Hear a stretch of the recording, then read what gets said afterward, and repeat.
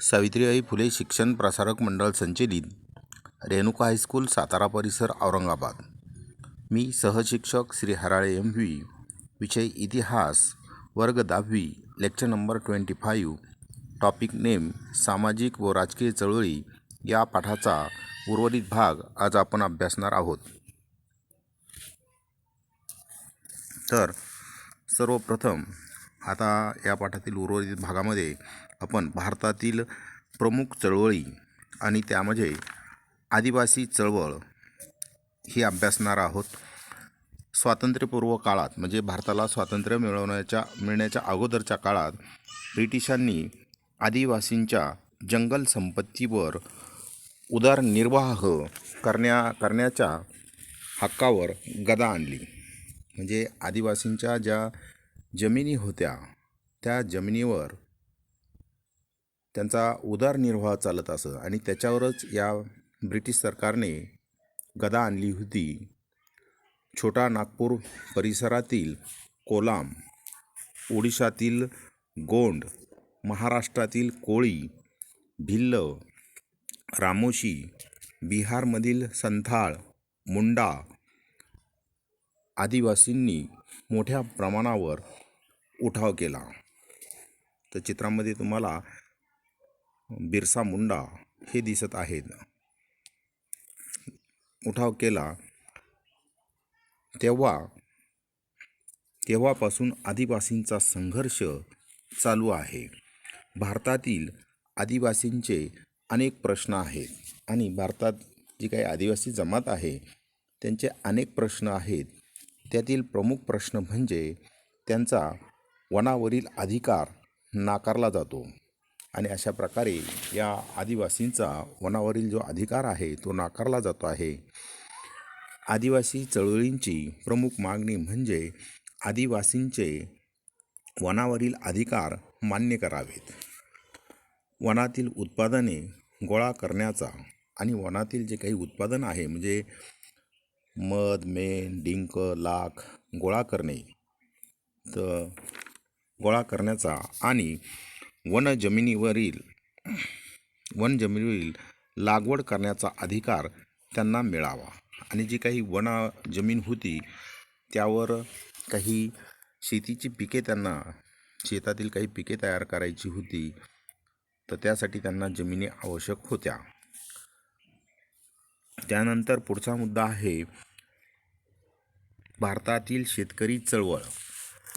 भारतातील शेतकरी चळवळ ही एक अत्यंत महत्त्वाची चळवळ आहे। ब्रिटिशांच्या राजवटीत वसाहती काळातील सरकारच्या शेतीविरोधी धोरणामुळे शेतकरी संघटित होऊ लागले आणि अशा प्रकारे सरकारचं जे धोरण होतं ते शेतकऱ्यांच्या विरोधात होतं असं शेतकऱ्यांना वाटत होतं आणि या धोरणाविरुद्ध शेतकरी संघटित होऊ लागले होते। बारडोली चंपारण्य खोतीचा प्रश्न या शेतकऱ्यांच्या चळवळीविषयी तुम्हाला माहीत असेलच।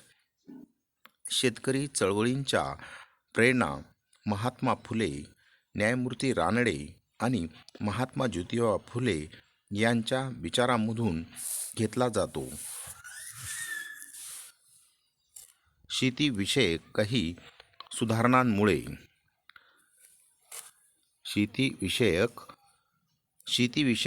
सुधारणांमुळे उदाहरणार्थ कुळ कायदा, कसेल त्याची जमीन, जो कोणी शेती करेल त्याची ती होईल, कसेल त्याची जमीन आदी शेतकरी चळवळ संत राहिली। शेतीविषयक काही सुधारणांमुळे शेतकरी चळवळ ही संत राहिली।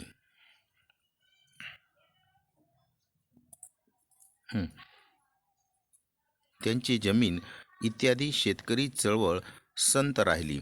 हरित क्रांतीनंतर मात्र भारतामध्ये हरित क्रांती झाली होती तर या हरित क्रांतीनंतर मात्र शेतकरी चळवळ अधिक क्रियाशील आणि परिणामकारक होऊ लागली। भारतामध्ये हरित क्रांती झाली आणि शेतकरी चळवळ ही अधिक परिणामकारक आणि क्रियाशील होऊ लागली। शेती उत्पादन वाढवण्यासाठी आणि शेतातील उत्पादन वाढवण्यासाठी आणि अन्नधान्याबाबत स्वयंपूर्ण होण्यासाठी हरित क्रांती करण्यात आली. परंतु त्याचा गरीब गरीब शेतकऱ्यांना फायदा झाला नाही.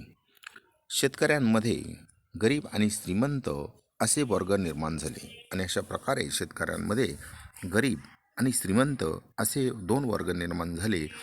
त्यांच्यातील असंतोष वाढला आणि शेतकऱ्यांमधील जो काही गरीब शेतकऱ्यांमध्ये जो काही असंतोष होता तो वाढला व व शेतकऱ्यांच्या आंदोलनाला सुरुवात झाली आणि अशा प्रकारे या शेतकऱ्यांच्या आंदोलनाला सुरुवात झाली.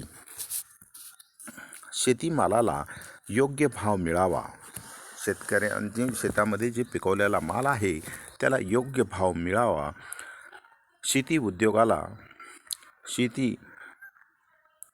शेतीला उद्योगाचा दर्जा मिळावा आणि अशा प्रकारे या शेतीला एका उद्योगाचा दर्जा मिळावा.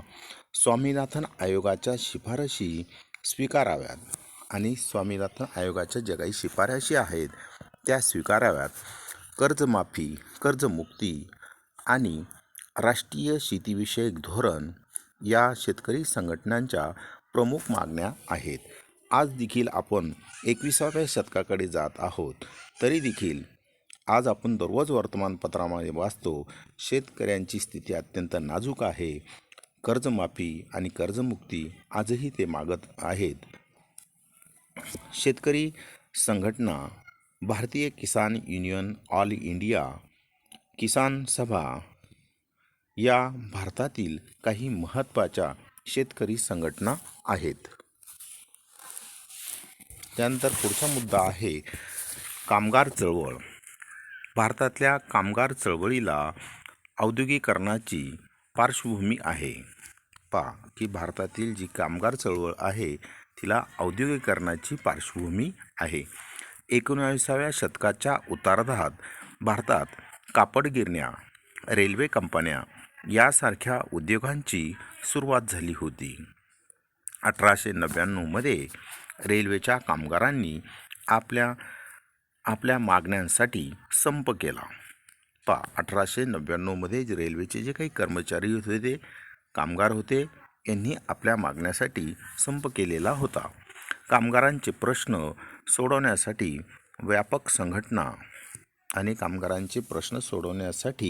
व्यापक संघटना मात्र 1920मध्ये स्थापन झाली. ती all India trade union Congress म्हणून तिचा उल्लेख केला जातो. स्वातंत्र्योत्तर काळात म्हणजे भारताला स्वातंत्र्य मिळाल्यानंतरच्या काळात कामगार चळवळ अधिक प्रभावीपणे काम करू लागली. 1960 आणि 1970च्या दशकात कामगार चळवळीची अनेक आंदोलने झाली. परंतु 1980 पासून कामगार चळवळ विखुरली गेली, म्हणजे त्यांच्यामध्ये अनेक गट तट पडले. भारतभर कामगारांचे प्रश्न नव्याने उभे राहत आहेत आणि आपल्या संपूर्ण भारतभर कामगारांचे काही प्रश्न नव्याने उभे राहत आहेत, कारण जागतिकीकरणाचा परिणाम कामगार चळवळीवर झाला आणि या जागतिकीकरणाचा परिणाम या कामगार चळवळीवर झालेला होता. अस्थिर रोजगार, की रोजगार हा मिळेलच अशी म्हणजे शाश्वती नव्हती. अस्थिर रोजगार, कंत्राटी कामगार आणि कंत्राटी पद्धतीने कामगारांना कामावर ठेवणे. भारतातल्या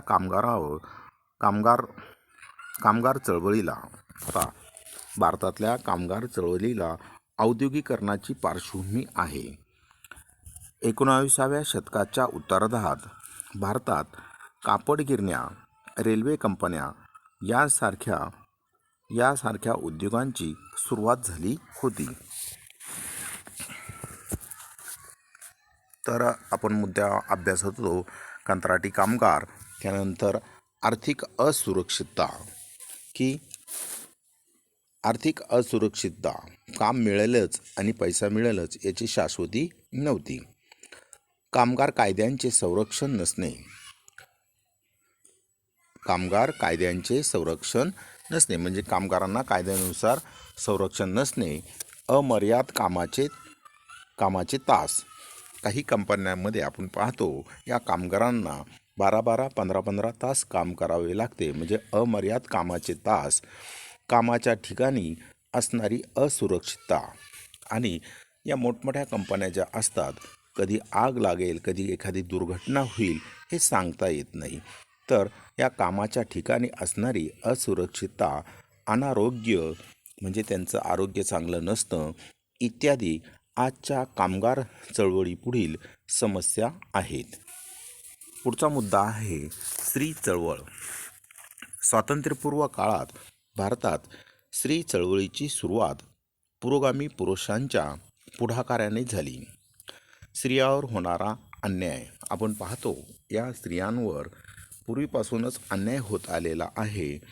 त्यांचे शोषण थांबून त्यांना सन्मानाने जगता यावे व सार्वजनिक जीवनात सहभाग घेता यावा यासाठी अनेक सुधारणा चळवळी सुरू झाल्या.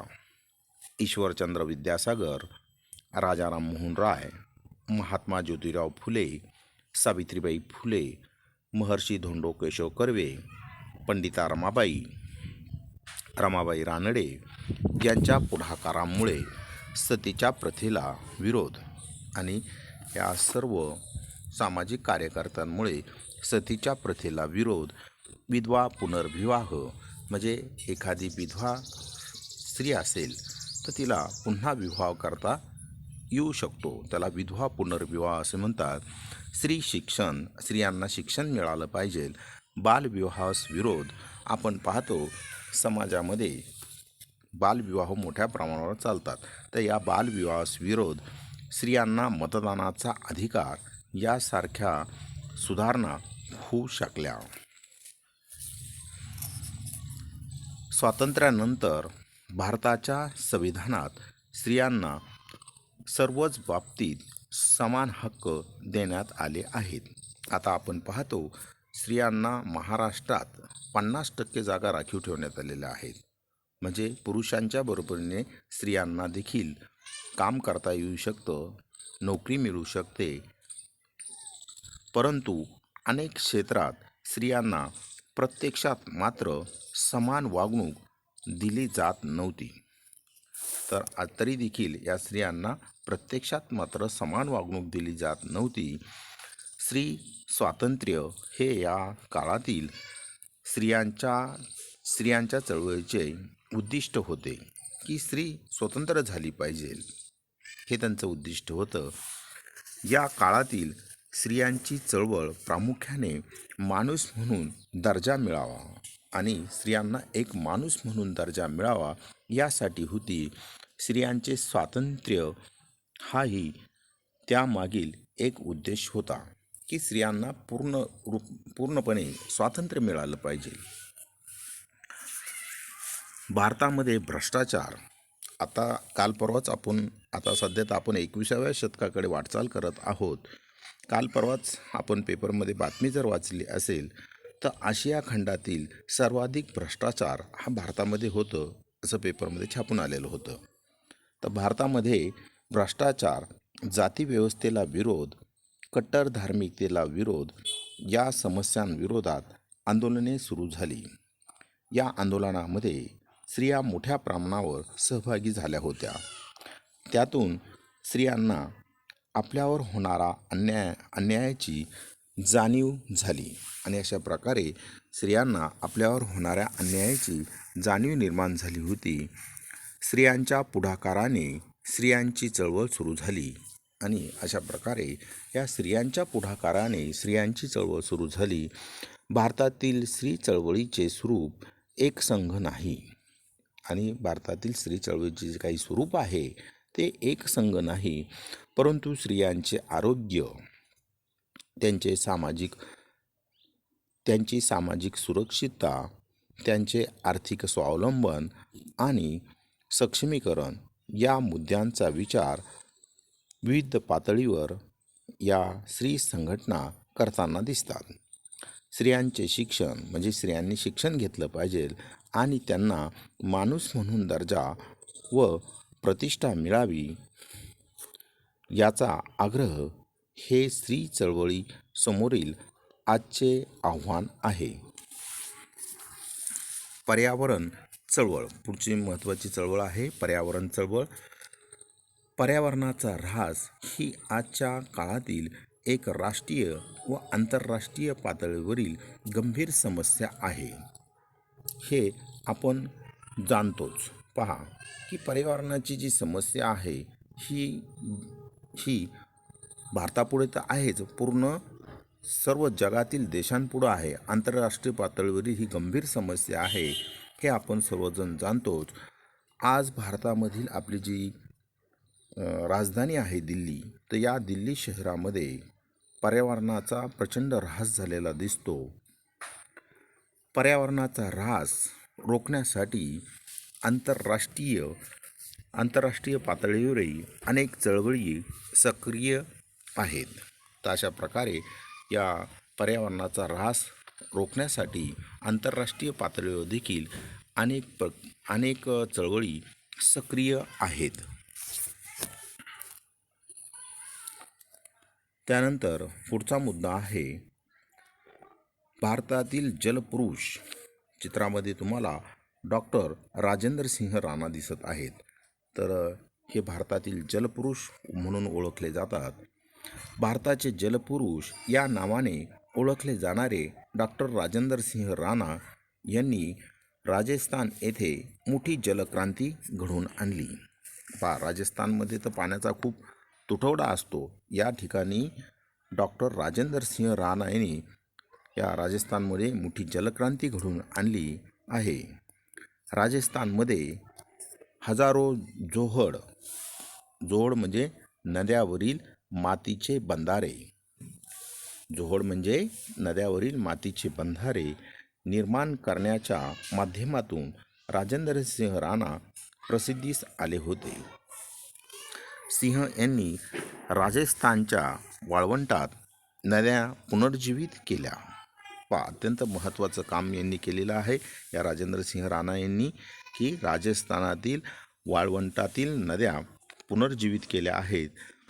त्यांनी तरुण भारत संघ या संघटनेची स्थापना करून राजेंद्र सिंह राणा यांनी तरुण भारत संघ या नावाची संघटनेची स्थापना करून शेकडो गावांमध्ये सुमारे 11,000 जोहड म्हणजे मातीचे बंधारे, जोहड म्हणजे मातीचे बंधारे 11,000 जोहड निर्माण केले. देशभर पदयात्रा काढून म्हणजे पायी फिरून जलसंवर्धन की पाण्याचं संरक्षण केलं पाहिजे, पाणी जपून वापरलं पाहिजे, नद्यांना पुनर्जीवित करणे. त्यानंतर वनसंवर्धन म्हणजे वनामधील झाडं तोडली नाही पाहिजे, त्यांचं संवर्धन केलं पाहिजे. वन्यजीवन संवर्धन म्हणजे वनातील जे प्राणी आहेत त्यांचं देखील संवर्धन केलं पाहिजे. वनसंवर्धन मोहीम राबवली आहे. गेली 31 वर्ष त्यांची ही सामाजिक चळवळ सुरू आहे. डॉक्टर राजेंद्र सिंह राणा यांची गेली 31 वर्ष ही सामाजिक चळवळ सुरू आहे. डॉक्टर राजेंद्र सिंह राणा हे पाण्याचे नोबेल समजल्या जाणाऱ्या स्टॉकहोम वॉटर प्राईजचे मानकरी आहेत. तर अशा प्रकारे अत्यंत महत्त्वपूर्ण काम पाण्याबाबतीत डॉक्टर राजेंद्र सिंह राणा यांनी केलेलं आहे. आणि या क्षेत्रात आंतरराष्ट्रीय सहकार्याची खूप मोठ्या प्रमाणावर गरज आहे. भारतातही पर्यावरणातील विविध विषयांना प्राधान्य देत अनेक चळवळी सक्रिय आहेत. जैवविविधतेचे संरक्षण, जी काही जैवविविधता आहे तिचं संरक्षण केलं गेलं पाहिजे. पाण्याच्या विविध स्रोतांचे जतन आणि पाणी जे आहे तलावात असेल, समुद्रात असेल, नद्यामध्ये असेल तर त्यांचं जतन म्हणजे त्यांची जपणूक केली पाहिजे. जंगल आवरण म्हणजे जंगलं तोडली नाही पाहिजे, जंगलाचा मोठमोठं आवरण राहिलं पाहिजे. नद्यांचे प्रदूषण हा तर अत्यंत मोठा गंभीर प्रश्न आहे की नद्यांचं प्रदूषण दिवसेंदिवस वाढत आहे. हरित पट्ट्यांचे संरक्षण आणि जे हरित पट्ट्या आहेत त्यांचं देखील संरक्षण केलं पाहिजे. रासायनिक द्रव्यांचा वापर व त्याचे दुष्परिणाम, जितकी जास्त रासायनिक द्रव्ये वापरतात तेवढे त्यांचे दुष्परिणाम आज आपल्याला दिसून येत आहेत, इत्यादी प्रश्न घेऊन चळवळी संघर्ष करीत आहेत. पुढचा मुद्दा आहे ग्राहक चळवळ. 1986 साली ग्राहक संरक्षण कायदा अस्तित्वात आला. पहा, 1986 साली ग्राहक संरक्षण कायदा अस्तित्वाला, म्हणजे ग्राहकांचं देखील संरक्षण झालं पाहिजे. त्यानंतर ग्राहक चळवळीचा उदय झाला आणि त्यानंतर ग्राहक चळवळीचा उदय झालेला आहे. या चळवळीचे उद्दिष्ट व्यापक आहे, म्हणजे ग्राहक चळवळीचं जे काही उद्दिष्ट आहे ते मोठं आहे.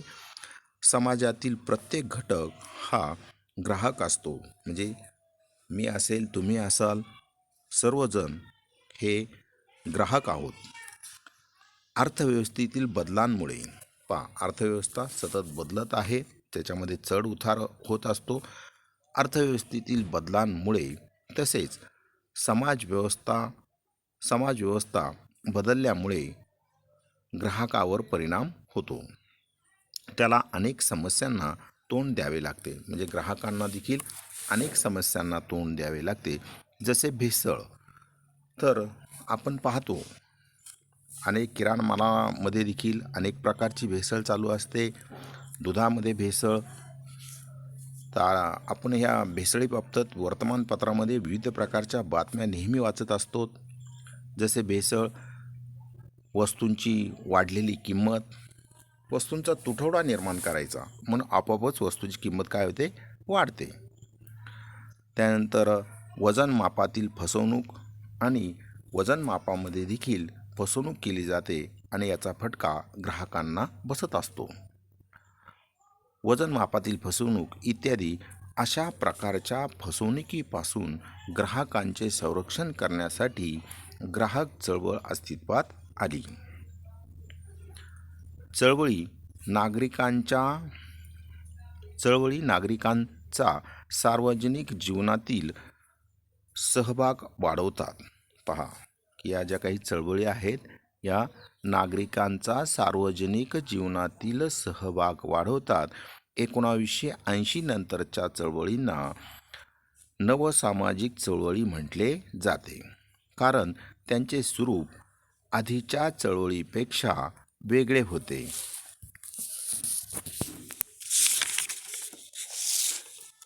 त्या अधिक विषयनिष्ठ होऊ लागल्या, म्हणजेच एका विषयाभोवती जन आंदोलन उभे करण्याचे प्रयत्न होऊ लागले. पुढील पाठात आपण लोकशाही समोरील आव्हानांचा विचार करणार आहोत. भारतामध्ये खूप मोठ्या प्रमाणावर लोकशाही आहे. जगातील सर्वात मोठी लोकशाही भारतामध्ये आहे, परंतु या लोकशाहीसमोर देखील काही आव्हानं आहेत आणि त्याचा अभ्यास आपण पुढील प्रकरणात करणार आहोत. Thank you. Next lecture number 26, topic name भारतातील लोकशाहीसमोरील आव्हाने, या पाठाचा आपण नंतर अभ्यास करणार आहोत.